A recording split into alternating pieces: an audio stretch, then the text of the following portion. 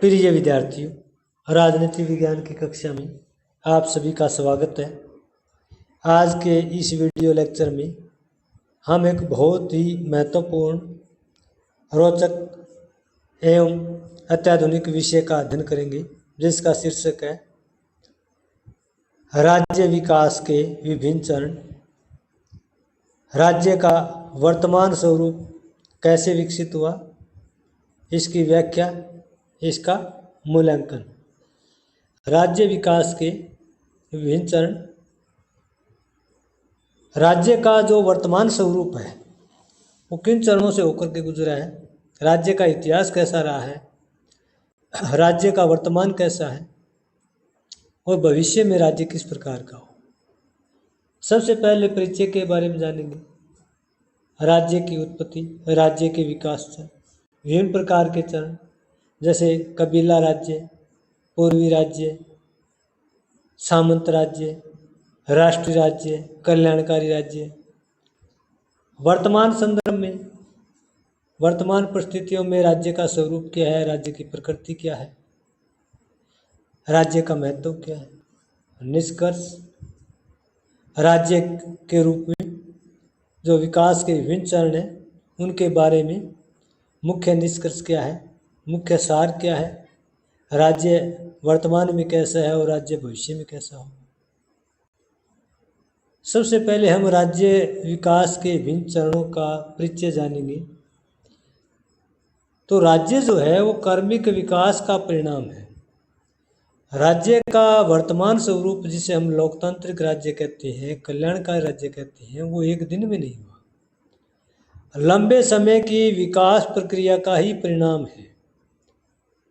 Tribal state से लेकर के या पूर्वी साम्राज्य से लेकर के वर्तमान समय में जो राष्ट्रीय राज्य है या कल्याणकारी राज्य है या इनको लोकतांत्रिक राज्य के रूप में हम देखते हैं, ये जो राज्य का विकास है ये विभिन्न चरणों से होकर के गुजरा है।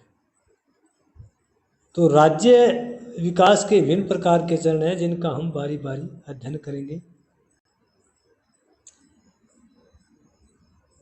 सबसे पहले कबीला राज्य है, ट्राइबल स्टेट है। ट्राइबल स्टेट पहली अवस्था है राज्य की, जब व्यक्ति जो है कबीलों के रूप में घूमता था, घूम फिर करके खेती बाड़ी करता था।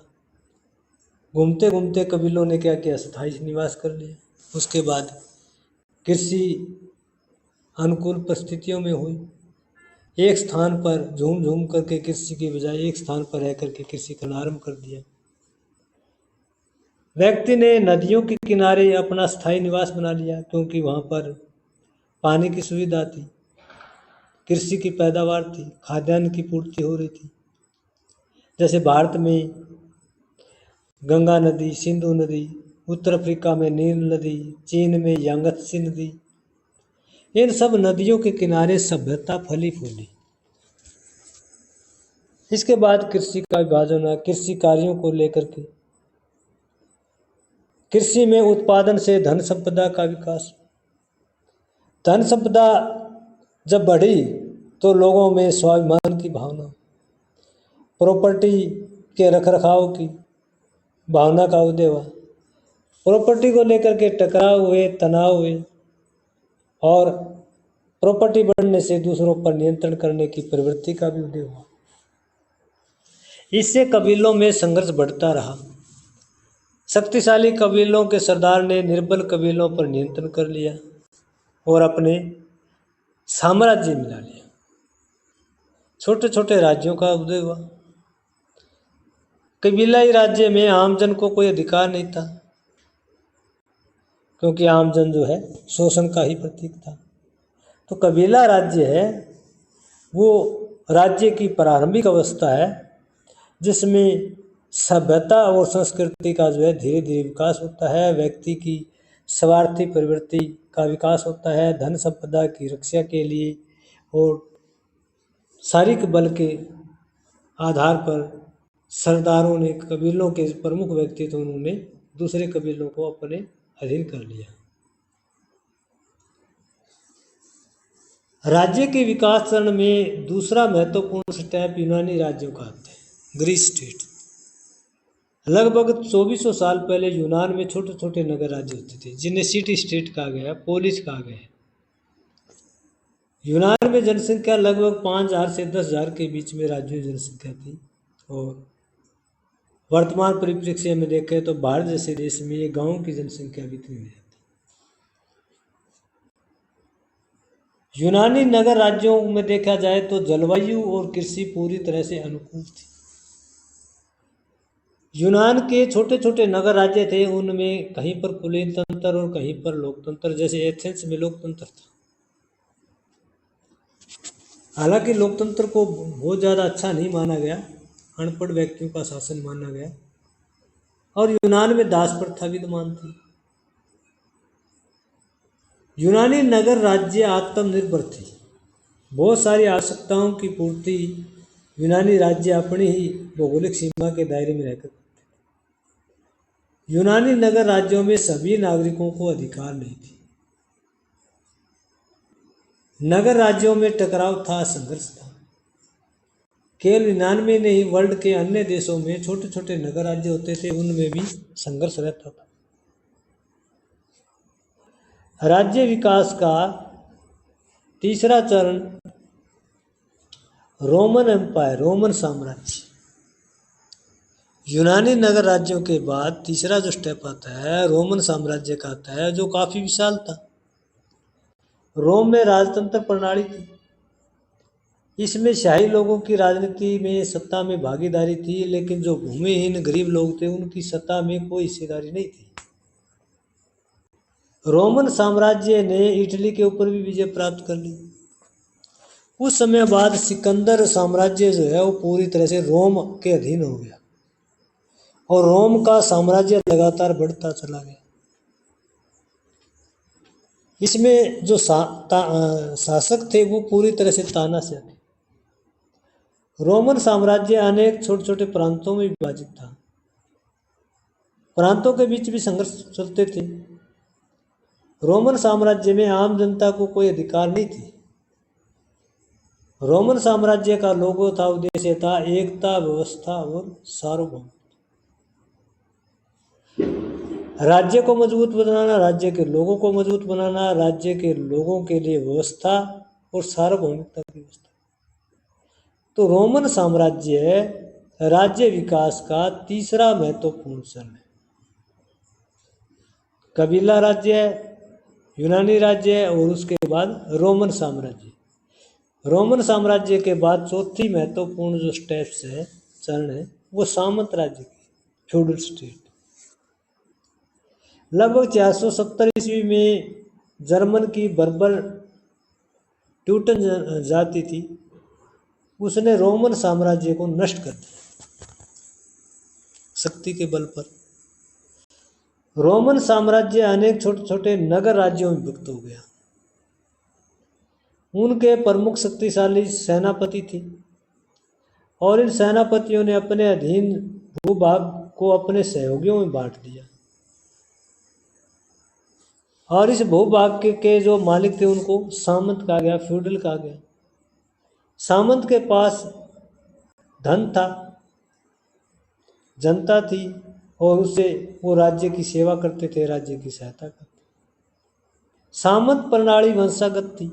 एक व्यक्ति जो सामंत हो गया, उसका बड़ा पुत्र, फिर उसका अगला पुत्र जो है सामंत बन गया, जिस तरह से भारत में नंबरदार प्रणाली है।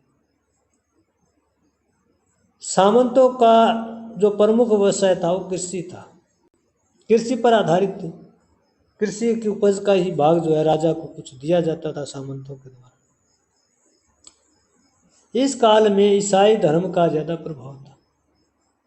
ईसाई धर्म के प्रभाव कारण ही रोमन लोगों के सामाजिक, राजनीतिक व धार्मिक जीवन पर चर्च का प्रभाव बढ़ा। सम्राट के पास सीमित शक्तियां थी। सामंत सम्राट के अधीन समाज की शांति व्यवस्था में चर्च की भूमिका है। हालांकि सामंत जो है वो सम्राट के अधीन थे, लेकिन सामंत के पास काफी धन होता था, जमीन होती थी। राज्य विकास का चौथा चरण सामंत राज्य है। सामंत राज्य के बाद राज्य विकास का पांचवा चरण राष्ट्र राज्य के रूप में। सामंती व्यवस्था में अनेक प्रकार के दोष थे, अनेक प्रकार की कमियां थी, जिससे सामंत व्यवस्था नष्ट हो गई। 15वीं शताब्दी के अंत तक इसका पतन हुआ और यूरोपियन कंट्रीज में, विशेष करके इंग्लैंड में, धर्म सुधार आंदोलन ने जोर पकड़ लिया और धर्म सुधार आंदोलन से चर्च की शक्तियों में कमी हो गई। चर्च का प्रभाव कम हो गया, राज्य सत्ता पर चर्च का नियंत्रण कमजोर हो गया। धीरे धीरे नगरीकरण और औद्योगिकरण की प्रक्रिया तीव्र हुई। नगरीकरण और औद्योगिकरण बढ़ने से आम जन ने शांति सुरक्षा की जरूरत महसूस की और इस काल में शासक भी तानाशाह हुए, जैसे फ्रांस में लुई 14वां, इंग्लैंड में हेनरी 7वां। और इन निरंकुश राजाओं के अत्याचार से जनता परेशान थी। जनता ने मिलकर के क्रांति का आह्वान किया, जैसे 1688 में इंग्लैंड में राजा के विरुद्ध ग्लोरियस रेवोल्यूशन आई और राज्य की शक्तियों को सीमित किया गया। 1776 में अमेरिका की 13 कॉलोनियों ने भी जो है ब्रिटिश साम्राज्य स्वतंत्रता की घोषणा की। 19वीं शताब्दी में यूरोप व अमेरिका में लोकतंत्र का उदय हुआ। 20वीं शताब्दी में राष्ट्रों को आत्मनिर्णय का अधिकार मिला कि हर राष्ट्र जो है आत्मनिर्णय का अधिकार रखता है, वो किस प्रकार का पॉलिटिकल सिस्टम है, किस प्रकार की उसकी कूटनीति विदेश नीति। सेकेंड वर्ल्ड वॉर के बाद अनेक प्रकार के नए राज्य अस्तित्व में आए, जिसमें भारत जैसे स्वतंत्र राज्य हैं। ब्रिटिश साम्राज्य से अनेक राज्य पूरी तरह स्वतंत्र हो गए और इन राज्यों ने राष्ट्र राज्य व्यवस्था को अपनाया।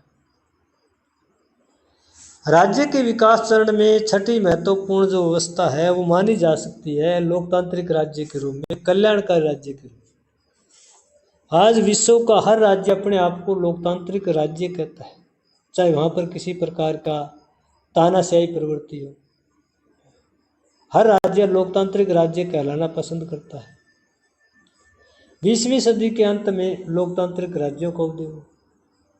1948 में संयुक्त राष्ट्र संघ की महासभा में मानव अधिकारों की घोषणा की गई और विश्व के प्रत्येक नागरिक को स्वतंत्रता, समानता व न्याय प्रदान करने की वकालत की।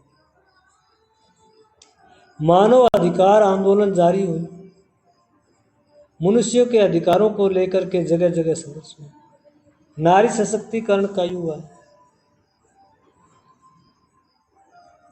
20वीं शताब्दी 21वीं शताब्दी में नारी सशक्तिकरण ने जोर पकड़ा और स्त्रियों के मान सम्मान के लिए, वोटों के अधिकार के लिए, राजनीतिक भागीदारी के लिए, आर्थिक भागीदारी के लिए, जीवन के हर क्षेत्र में पुरुषों के समकक्ष महिलाओं को अधिकार देने के लिए अनेक प्रकार के महिला आंदोलन हुए।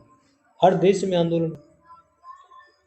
इसके साथ साथ वैश्विक ज्वलंत मुद्दों पर भी अंतर्राष्ट्रीय स्तर के चिंतन हुए। लोकतांत्रिक राज्यों के कारण ही, जैसे ग्लोबल वार्मिंग है, आतंकवाद की समस्या है, भूखमरी है, बेरोजगारी है, भ्रष्टाचार है, खाद्यान्न का संकट है, पृथ्वी के तापमान का बढ़ना है, ये सारी चीज़ें किसी एक देश का समस्या नहीं है, ग्लोबल इशू है। पूरी पृथ्वी पर रहने वाले लोगों की समस्याएं हैं और इन समस्याओं के निराकरण में केवल लोकतांत्रिक राज्य ही योगदान दे सकते हैं, क्योंकि लोकतांत्रिक राज्यों में ही प्रत्येक व्यक्ति के अधिकार, प्रत्येक व्यक्ति की स्वतंत्रता, प्रत्येक व्यक्ति के न्याय की उपलब्धि की गारंटी प्रदान की जाती है। अब प्रश्न उठता है कि राज्य का जो कबीला राज्य था, उसके बाद जो राज्य के विकास के विभिन्न चरण आए हैं, चाहे वो पूर्वी साम्राज्य हो, कबीला राज्य हो, रोमन साम्राज्य हो, सामंत राज्य हो, पुलिस राज्य हो, राष्ट्र राज्य हो, यूनानी राज्य हो, या वर्तमान समय का लोकतांत्रिक राज्य जिसे कल्याणकारी राज्य भी कहा जाता है, जो न केवल कानून और व्यवस्था को बनाए रखते हैं बल्कि मानव कल्याण में भी योगदान देते हैं। अब प्रश्न उठता है कि आने वाले समय में राज्य का भविष्य क्या होगा। राजनीतिक वैज्ञानिक मानते हैं कि राज्य का जो वर्तमान स्वरूप है वो अंतिम नहीं है। वर्तमान संदर्भ में राज्यों का भविष्य जो है वो कुछ भी हो सकता है। आज राष्ट्रीय राज्य, कल्याणकारी राज्य अपने अंतिम पायदान पर नहीं है। आने वाले समय में और भी कुछ बदलाव हो सकता है, क्योंकि परिवर्तन प्रकृति का नियम है। हजारों सालों से राज्य की प्रकृति, राज्य के महत्व, राज्य के कार्य, राज्य के उद्देश्यों में लगातार बदलाव होता है, कबीला राज्य से लेकर के कल्याणकारी राज्यों तक। बहुत सारे राजनीतिक विद्वान मानते हैं कि भविष्य में जो राज्य का विकास है और विश्व राज्य या विश्व संघ के रूप में हम देख सकते हैं। वर्ल्ड के सभी राज्य जो है एक ही संगठन के अधीन होंगे और उनकी स्वतंत्रता पूरी तरह से सुनिश्चित रहेगी। प्रसिद्ध साम्यवादी चिंतक कार्ल मार्क्स ने भविष्यवाणी की थी, कल्पना की थी कि भविष्य का जो राज्य है वर्ग विहीन राज्य और वर्ग राज्य विहीन समाज की स्थापना कर। यानी दुनिया में न तो कोई राज्य होगा और न ही कोई प्रकार का वर्ग होगा। राज्य विहीन और वर्ग विहीन समाज की स्थापना पर बल दिया। तो आने वाले समय में राज्य का स्वरूप क्या होगा, भविष्य में राज्य की प्रकृति क्या होगी, राज्य का महत्व क्या होगा, राज्य के उद्देश्य क्या होंगे, राज्य का दायरा क्या होगा, राज्य का स्केलिंग क्या होगी, मापन क्या होगा, इसको लेकर के राजनीतिक वैज्ञानिकों ने अपने अपने तरीके से अपने विचार प्रस्तुत किए। तो राज्य के विभिन्न विकास चरण कबीलाई राज्य से लेकर के वर्तमान लोकतांत्रिक राज्यों तक राज्य ने जो विकास किया है उससे संबंधित आज का ये वीडियो लेक्चर आपको कैसे लगा कमेंट करके ज़रूर बताइए कमेंट बॉक्स में। अगर ये वीडियो लेक्चर पसंद आया तो इसको चैनल को सब्सक्राइब कीजिए ताकि आने वाली हर नई वीडियो आप तक आसानी से पहुंच सके। धन्यवाद।